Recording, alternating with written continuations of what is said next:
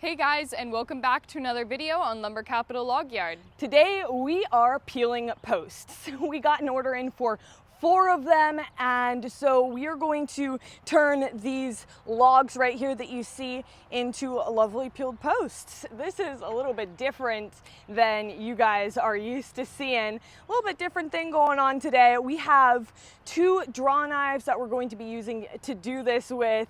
So it's all going to be by hand. It makes it a lot more rustic, doesn't it? Oh yeah. It's a lot more rustic than turning them into 6x6s, which is what we would have done if we hadn't gotten an order for some of them. This is all what we call topwood, which is the upper part of the tree that's usually left in the woods because of the size. Mills don't really want to deal with such a small log. It doesn't make for the best volume, and so a lot of the times mills just don't find it worth cutting.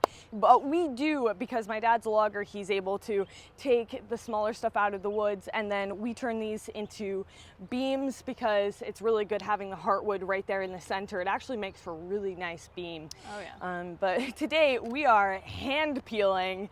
No mill to do it for us.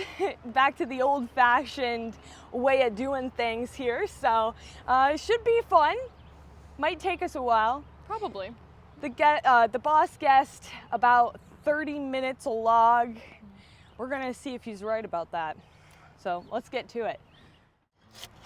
The height of this log deck is honestly perfect, because if it was any shorter or any taller for that matter, it would be a lot more troublesome to put all your weight into it. I feel like this is just a perfect height. Yeah, and the boss did make it like that. He whipped this jig up here, or this deck, whatever you want to call it, for peeling posts specifically. So the height is definitely ideal. He basically thought of everything when he made it. It's not the easiest thing to move around. We had it up in the air quite high earlier with the John Deere. Now, this, I feel like would be easy if it weren't for the knots, because my knife is getting caught on every single knot. And you know, the higher you go up on a tree, especially it being a hemlock tree or a pine tree would be the same way. It's a lot more knots the higher up you get. But that's a tree for you. Can't really complain about how it is. Just go around the knots and then come back and get them a little bit better is what I'm gonna do. Yeah, I think really just taking it off in layers is the way to go. You know, sometimes a log, like all of the bark will completely just like fall off. And like you can see it in that spot a tiny bit, only a little bit fell off, but like that's right down to that's right under the bark right there. Just start hand peeling the whole thing. Sometimes you can't. I feel like you could. I mean, that's why the bottom of the mill deck gets so dirty, because the bark just falls right off.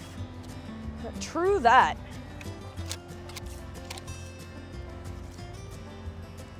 But now we're here doing all this effort to purposely take it off.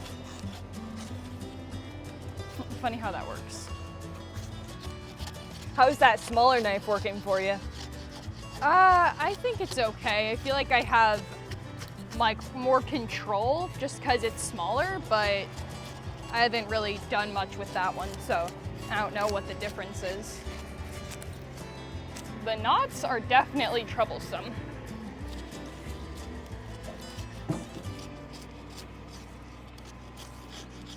I feel like if I was just stronger in general, I could like do it a lot easier.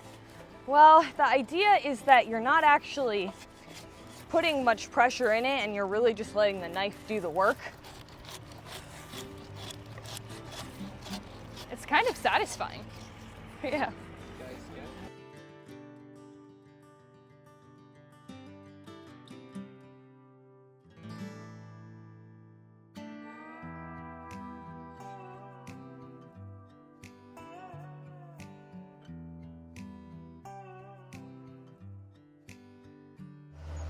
It's starting to really peel quite nice now. I feel like once you get a spot going, you can just go down the whole log. Woo! You know, this job is pretty satisfying.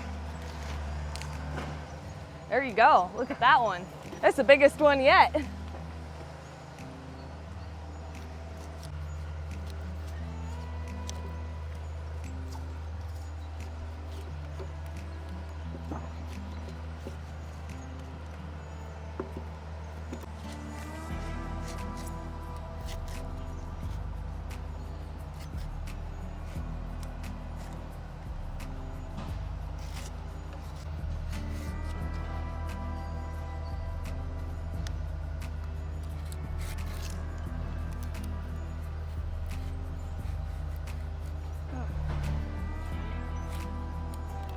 Stuck on a knot.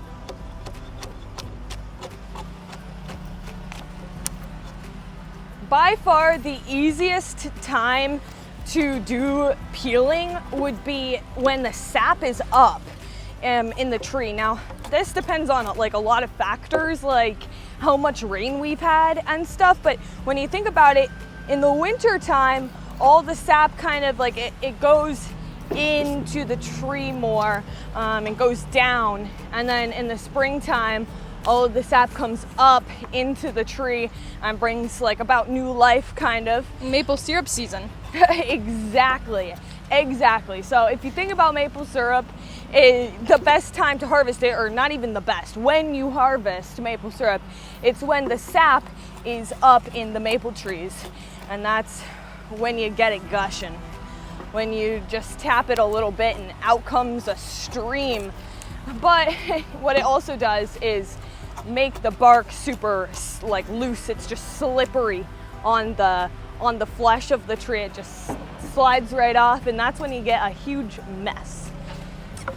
Now, we've had so much rain that we were definitely experiencing, like, it's really not that bad, even though it's more summertime at this point.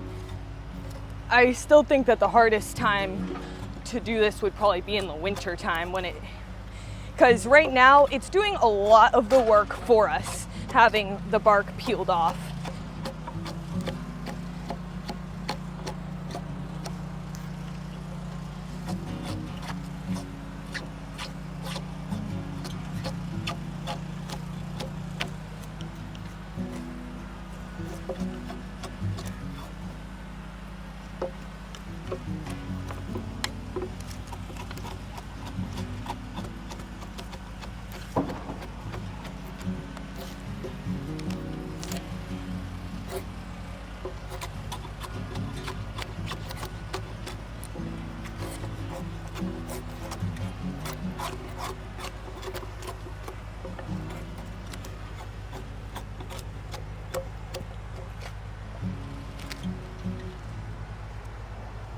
Can we turn it?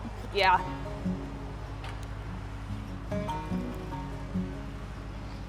These knots are a pain in the butt. We almost need to take a chainsaw and just nick some of them down a little bit. I think that would probably be smart. It'll make for a better product.